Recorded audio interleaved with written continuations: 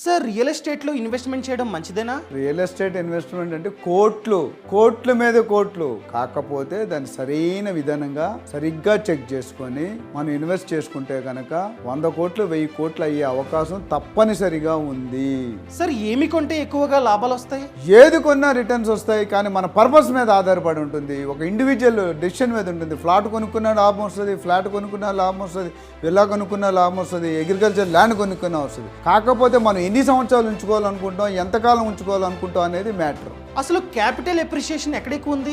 జనరల్గా రియల్ ఎస్టేట్లో అప్రిషియేషన్ అన్నిట్లో ఉన్నప్పటికీ సిటీలో ఆల్రెడీ డెవలప్ అయిన ప్లేస్లో అప్రిషియేషన్ జనరల్గా కొద్దిగా జాస్తి స్లో ఉంటుంది. అదే సిటీకి అవుట్స్కట్స్ ఎక్కడ డెవలప్మెంట్ అవ్వలేదు, రోడ్లు లేవు, వాటర్ లేదు, అక్కడ వెళ్ళి కొనుక్కుంటే చాలా తక్కువకి వచ్చి అప్రిషియేషన్ అనేది తక్కువ టైంలో 10 రెట్లు కనీసం ఈజీగా పెరుగుతుంది. పూర్తి సమాచారం కావాలి